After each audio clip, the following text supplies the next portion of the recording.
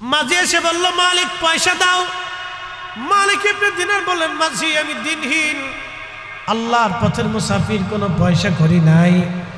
মালিক ইবনে দিনারকে মাঝি ডাক দেয়া বলল, যদি পয়সা দিতে না পারো ঘাড় ধাক্কা দিয়ে তোমাকে নদীর মধ্যে আজকে ফেলে দেব।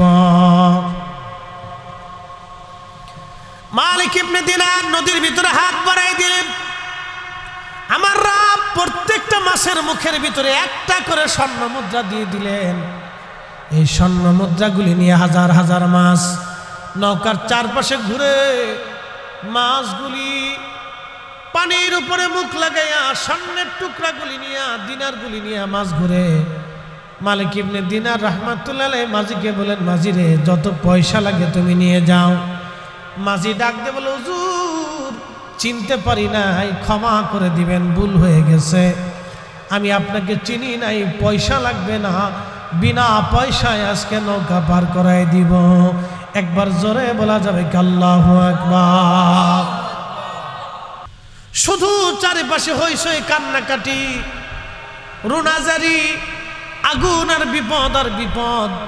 আমি দেখতে লাগলাম এমন সময় একটা বিরাট বড় সাপ অজগর আমার দিকে ধেয়ে ধেয়ে তেরে তেরে আসতেছে, আমাকে কামড় দেওয়ার জন্য, আমাকে খাওয়ার জন্য। আমি ওই সাপ থেকে বাঁচার জন্য দ্রুত গতিতে দৌড়াইতে লাগলাম। মালিক ইবনে দিনার রাহমাতুল্লাহ আলাইহি বললেন, দুনিয়ার মানুষে, আমি সাপ দেখে দৌড়াতেছিলাম, এমন সময় সাপটা আমার পিছু পিছু দৌড়াইতে লাগলো। বহু দূর হাসরের মাঠের এক প্রান্তে যেয়ে দেখলাম এক বৃদ্ধ লোক বসে আছে। তার পোশাকগুলি শুভ্র সাদা, শরীর থেকে সুগন্ধ আসতেছে। এই দৃশ্যখানা দেখার পরে আমি বৃদ্ধ লোকের কাছে যাই বললাম, আল্লাহর বান্দা, বিরাট বড় অজগর আমার দিকে তেরে তেরে আসতেছে, আমাকে ভক্ষণ করার জন্য, মেরে ফেলে দেওয়ার জন্য, আপনি আমারে সাহায্য করেন। তখন এই বৃদ্ধ লোকটা ডাক দিয়ে বলল, মালিক ইবনে দিনার, আমার সেই শক্তি সক্ষমতা নাই সাপটাকে তাড়ানোর, তুমি অন্য কোথাও যায় তুমি সাহায্য নাও। হাসরের মাঠ কত বড় হবে! তারুজুল মালাইকাতু ওয়ার রূহ ফি ইয়াউমিন কানা মিকদারুহু 50,000 সানা। দুনিয়ার 50,000 বছর এক জায়গা করলে যত বিরাট, দুনিয়ার 50,000 বছর, 50,000 বছর এক জায়গা করলে যত বিরাট, হাসরের একটা দিন হবে তত বিরাট। মালিক ইবনে দিনার বলতেছেন, আমি আবার দৌড়াচ্ছি, সাপটা আমার পিছে পিছে দৌড়াচ্ছে। বিরাট প্রান্তরে এক পাশে শুধু আগুন আর আগুন, আর এক পাশে দেখলাম একটা সুন্দর মনোরম প্রাসাদ। আমি প্রাসাদের দিকে দৌড়াচ্ছি, লক্ষ্য করলাম প্রাসাদের মধ্যে মণিমুক্তা জমরদ আর সোনা দিয়ে, দামি দামি পাথর দিয়ে সুন্দর প্রাসাদ, জান্নাত বানানো। ছোট ছোট বাচ্চারা ওই জান্নাতের মধ্যে হইচই করে খেলাধুলা করে, আর ফেরেশতারা পাহারা দেয়।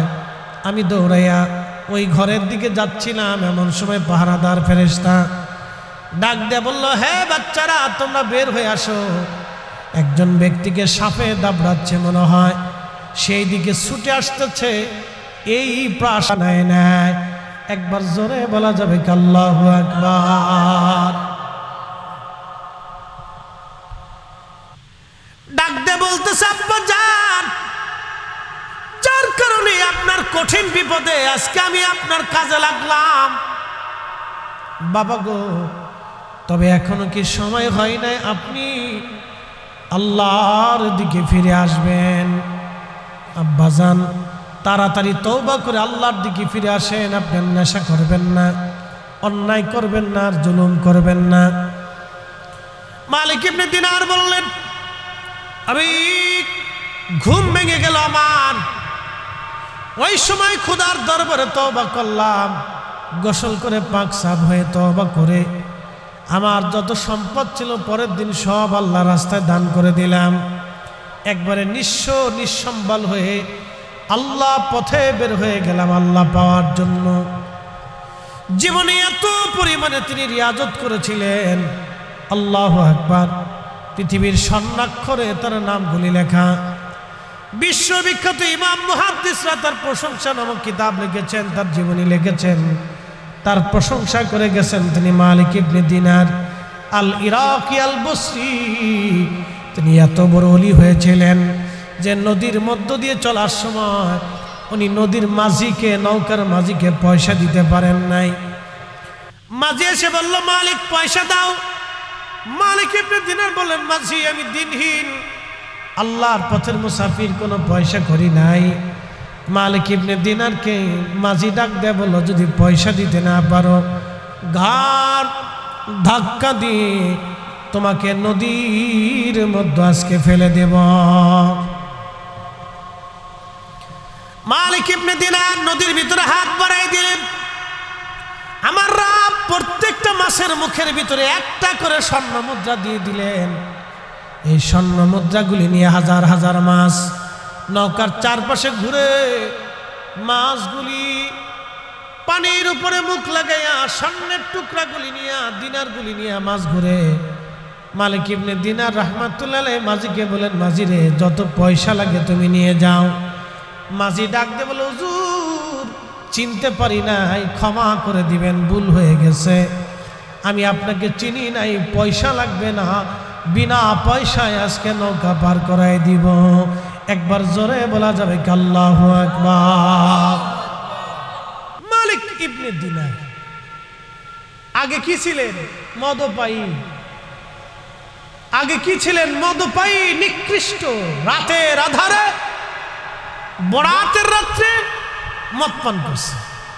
কতটা খারাপ লোক, তওবা করে আল্লাহর দিকে ফিরে আসছে। শুধু ফিরেই আসে নাই, ওলি হয়ে গেছে। একসাথে বলবেন আল্লাহু আকবার। আমাদেরকে আল্লাহর দিকে ফিরে আসতে হবে, আল্লাহর দিকে আমাদেরকে ফিরে আসতে হবে। আপনি অনেক অপরাধ করছেন, তওবা করেন, আল্লাহ এত বেশি খুশি হবে যে আপনার জীবনের সব গুনাহকে আল্লাহ তো মাফ করেই দিবে, সমস্ত গুনাহকে আল্লাহ নেকে পরিণত করে দেবে। না না হয় না, আসতে যেমনি সুবহানাল্লাহ কইছেন মনে হয় যে তাবারক জীবনে পাবেন না। একসাথে বলেন না সুবহানাল্লাহ। আবার বলি, আপনি যখন তওবা করে আল্লাহর দিকে ফিরে আসবেন, তখন আল্লাহ কি করবে? আপনার গুনাহটাকেও আল্লাহ নেকে পরিণত করে দেবে। তাহলে এই দয়াবান আল্লাহ, উনি আল্লাহ, তাহলে ওনার দিকে ফিরে আসতে হবে। যদি ফিরে আসতে পারেন তাহলে কাজে লাগবে। এই জন্য আল্লাহ বলছেন, আমি তোমাদেরকে লাআল্লাহুম ইয়ারজিউন, যাতে তোমরা ফিরে আসো আমি আল্লাহর দিকে। এই জন্য কিছু গজব গজব সাফাই দিই।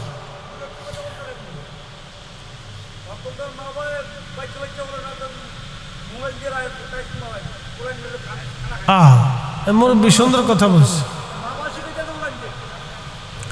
আমাদের মায়েরা, বাবারা ছোট ছোট বাচ্চাদেরকে মোবাইল দেয়।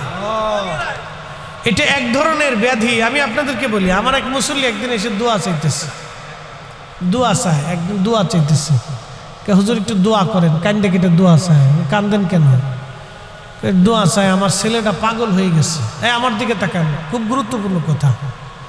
ছেলেটা পাগল হয়ে গেছে, আমার মসজিদের মুসল্লি, ছেলেটা পাগল হয়ে গেছে। আমি বললাম, ছেলের বয়স কত? 6-7 বছর। অ্যাটেনশন, 6-7 বছর। তাই আমি বললাম, 6-7 বছরে একটা বাচ্চা পাগল হয়ে গেল, মেন্টালিটি সমস্যা, কি কারণে? বেশিরভাগ সময় মোবাইল টিপার কারণে। আমি আশ্চর্য হয়ে গেল, তোরও ফিটাবো, তোর বউরও ফিটাবো। দোয়া, এটার দোয়া করে। আমি মানে আফসোস করতে লাগলাম, করলেন কি? নিজের হাত দিয়ে বাচ্চাটাকে মেরে ফেলে দিয়ে আপনি আমার কাছে এসেছেন দোয়া চাইতে। আমি দোয়া করে কি করব? আপনি নিজে হাতে আপনার সন্তানকে পাগল বানাইছেন। কোনো ছোট বাচ্চার হাতে মোবাইল দিবেন না। ওর হাতে ক্রিকেট দিয়ে দেন, ফুটবল দিয়ে দেন, র্যাকেট দিয়ে দেন, ও খেলাধুলা করে। কখনোই ভুলেও বাচ্চাদের হাতে মোবাইল দিবেন না। মহিলাদেরকে সতর্ক করে বলতেছি, আপনার একটু স্টার জলসা জি বাংলা নাটক দেখার জন্য বাচ্চার হাতে মোবাইল, কার্টুন দিয়ে আপনি নাটক দেখতেছেন। লজ্জা করেন? আপনি মা হয়েছেন কেন? আপনার মতো ডাইনি, শয়তান, দুষ্ট, বেয়াদব দুনিয়াতে কেউ হইতে পারে না। কথা কন না কেন? ও নারী জাতির কলঙ্ক। ও নারী জাতির কলঙ্ক। ও মা হয়েছে কেন? ছোট বাচ্চাদের হাতে কখনোই মোবাইল দিবেন, 10, 12, 16, 17 বছর পর্যন্ত মোবাইল দিবেন না। ওই এইচএসসি পাস না করা পর্যন্ত রাতে মোবাইল দিবেন না। আর এইচএসসি পাস করার আগে যদি মোবাইল আর মোটরসাইকেল দেন তাহলে ওটা বেহায়া হয়ে যাবে। এইচএসসি পাস করার আগে যদি মোবাইল আর মোটরসাইকেল দিয়ে দেন তো ওইটা শেষ, ওইটার পাবেন না সহজে। এটা সতর্ক করার দায়িত্ব। এখন কোন বছরে নিবেন আপনি সেটা যার যার ফ্যামিলি শেষে বুঝবে। বৃদ্ধকালে বৃদ্ধাশ্রমে যাবেন সেটা তো আমাদের আর দোয়া করার কিছু নাই। পরে আইসা আর বুঝছি আর কথা বলা লাগবে না। এগুলো থেকে আমাদের সতর্ক হইতে হবে। আমি আমার বাস্তবতা থেকে বললাম যে আমার মুসল্লির দোয়া চাইছে, ছেলে কি হয়ে গেছে? পাগল হয়ে গেছে। আচ্ছা, ছেলে যদি পাগল না হয়, এই কথা বলেন আমার দিকে তাকা, একবার বললে আমরা বুঝি, এত বলা লাগে। আমার দিকে তাকা। ছেলে যদি পাগল হয়ে যায়, আপনার ছেলে যদি মেন্টালিটি সমস্যা হয়, তো সমস্যা কার? আমার নিজেরই। এগুলো সতর্ক হইতে হবে আপনাকে, আপনাকে সুস্থ থাকতে হবে। এই বাচ্চাটা ভবিষ্যৎ নষ্ট হবে। শুধু সাথে সাথে এফেক্টস পরে তা কিন্তু না। আপনি 6-7 বছরের 2-3 বছরের বাচ্চাদের হাতে মোবাইল টোবাইল দিয়ে এগুলো দেখতে দেখতে দেখতে দেখতে এক সময় সে বয়স হয়ে গেলে তার স্মৃতির সমস্যা হবে, চোখের সমস্যা হবে, ডায়াবেটিসের সমস্যা হবে, প্রেশারের সমস্যা হবে, ও হার্ট স্ট্রোক করতে পারে, অল্প বয়সে সে মারা যাবে, অল্প বয়সে সে অকর্মণ্য হয়ে যাবে। কারণ ছোট্টকালে বাচ্চারা যত দৌড়াদৌড়ি করবে, খেলাধুলা করবে, তার শরীর তত ফিট থাকবে। এটা আপনাদেরকে মনে রাখতে হবে। তো এই জন্য বাচ্চাদেরকে উন্মুক্ত করে দেন, ওরা খেলাধুলা করুক, বেশি পরিমাণে খেলাধুলা করুক, মোবাইল হাতে দিবেন না। আর বাচ্চারা খেলাধুলা করলে ও নিষেধ করার দরকার নেই, খেলতে থাকুক, ওর টাইম টু টাইম ও খেলুক, সমস্যা নেই। অনেকে আমরা বেশি শাসন করে বলি, হ্যাঁ এত খেলোসকে এই খেলোসকে না, আসরের পর থেকে মাগরিব পর্যন্ত খেলতে দেন। ওর একটা টাইম নির্দিষ্ট করে দেন, ওই সময় খেলতে থাকো, যত পারো কেউ খেলতে থাকো।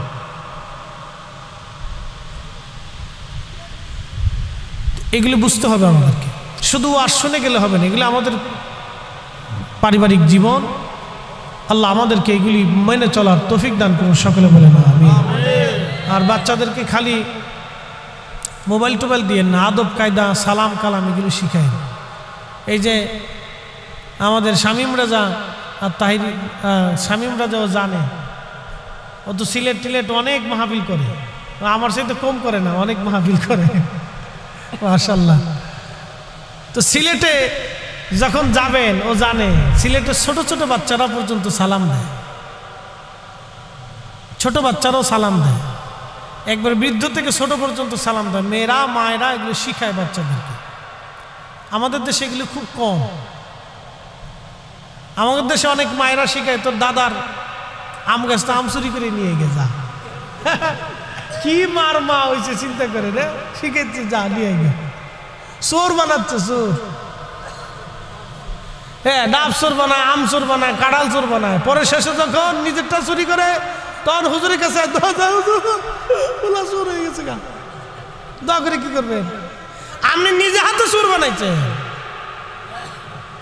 এই জন্য আমাদেরকে এগুলি শিখতে হবে। আল্লাহ রসুলের আদর্শগুলি আমাদের সন্তানদের ভিতরে ঢুকাইতে হবে। কথা কর না, ঠিক কিনা? ওরা মোবাইল দিয়ে বেহায়াপনা, অপসংস্কৃতি আমাদের বাচ্চাদের কলিজার মধ্যে ঢুকাচ্ছে, আর আমরা প্র্যাকটিক্যাল ভাবে আমাদের বাচ্চাদেরকে রসুলের আদর্শ শিখাবো। এটার নাম হলো মুসলমানি, এটার নাম হলো ইমানদারিত্ব। কথা কর না, ঠিক কিনা? আমাদেরকে উল্টাটা শিখাইতে হবে, উল্টা একবারে রসুলের আদর্শের দিকে নিয়ে যেতে হবে। ওরা শিখাইতে চাবে অপসংস্কৃতি, আমরা রসুলের দিকে আমাদের বাচ্চাদেরকে দিয়ে দিই। এই জন্য মাদ্রাসায় দিবেন, স্কুলে দেন, কলেজে দেন, অসুবিধা নাই, কিন্তু নিজেদের সন্তানদেরকে আদর্শ শিখাইতে হবে। আল্লাহ আমাদের তৌফিক দিক, সকলে বলে না আমিন। আসেন আমরা নবীজিকে দাঁড়ায় সালাম জানাই, ইয়া নবী সালাম।